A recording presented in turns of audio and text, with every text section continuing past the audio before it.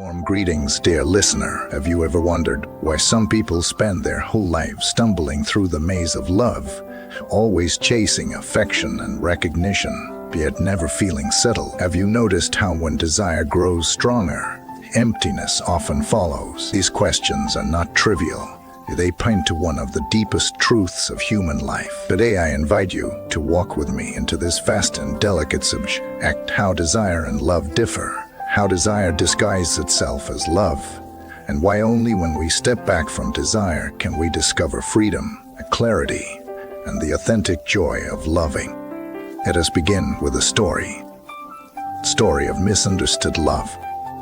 There was once a young man named Adrian. In his early 20s, he fell madly in love with a woman. She was kind, graceful, and intelligent, but their relationship was short-lived. After their breakup, Adrian could not let go. Every day he scrolled through her social media, imagining a life, hoping he might come back. He told himself this persistence was love. But years later, when he reflected on that period, he admitted it was not love at all. It was possession. He did not want her happiness, he wanted her presence. He did not wish her freedom, he wanted her belonging. This is a trap many of us fall into. We confuse the hunger to own, to control, to grasp, with the desire to truly care. We call it love, but often it is simply attachment in disguise.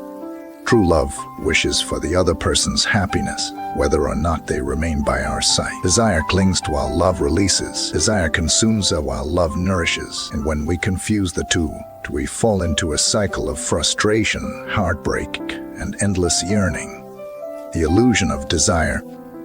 Desire often pretends to be love, but its essence is very different. A desire says, I need you to complete me. Love says, I wish for your joy, even if it is not with me.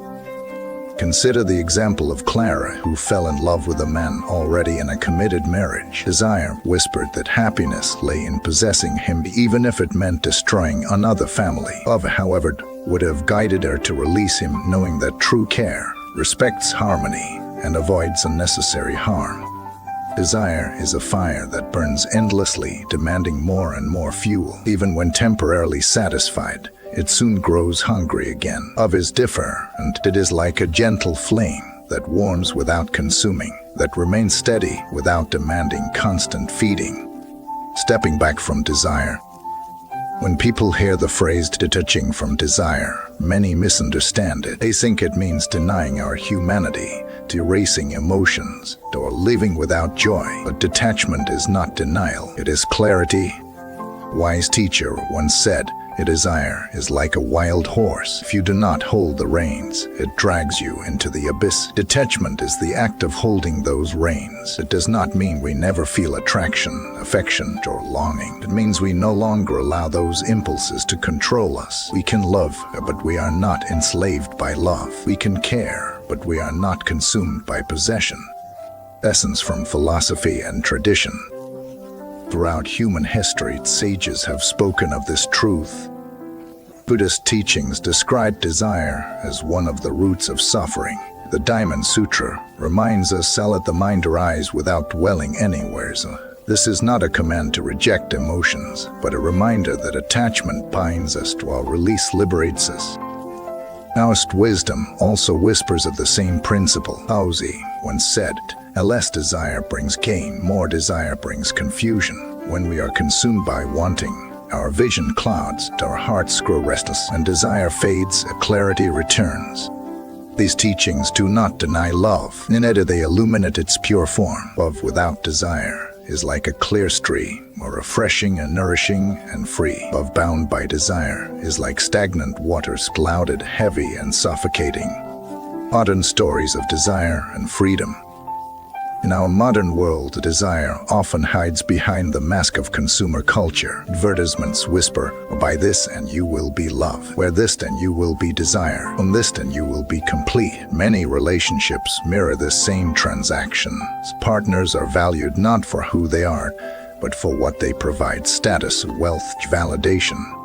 Take the story of Hannah. After marrying, she found herself constantly comparing her husband's income to others. A desire for more wealth, more comfort, more prestige led her into the arms of another man who promised material abundance. First, he felt exhilarated, but soon she realized this was not love, but only a game of desire. The new man offered possessions, but not presents, gifts, but not care. Eventually, she lost both our marriage and our sense of self. This is the nature of desire. It promises fulfillment, but delivers emptiness. What it means to love after desire. So what is love when stripped of desire? It is freedom. It is wishing for another's well-being without the chain of possession. It is walking beside someone with openness, not clutching them with fear.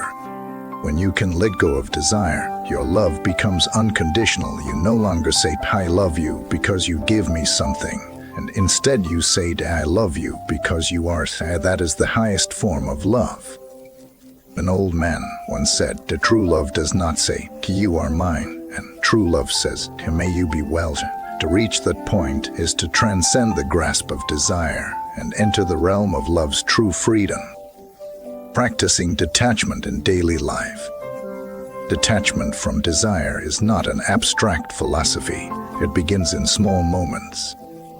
When you feel the impulse to buy something unnecessary, pause and ask, do I truly need this, or is it only desire? When you feel the urge to control your partner, take a breath and remind yourself, love gives freedom. When you cling to a memory of a relationship, write down the joys and the pains, then ask, is this love, or is this simply my refusal to let go? Each of these small acts is a practice of detachment. It is not coldness, that is clarity. It is not denial, it is freedom. World beyond desire. Imagine a world where people loved without desire, where relationships were not based on possession, but on presence, where friendships were not measured by benefit, but by authenticity, where marriages are not cages of control, but gardens of mutual growth. Such a world is not a fantasy. It is possible, beginning with each of us. When you detach from desire, you stop demanding that love look a certain way. You stop forcing it to serve your ego, and in that release you discover a love that is vast, unshakable, and free. Deep reflection.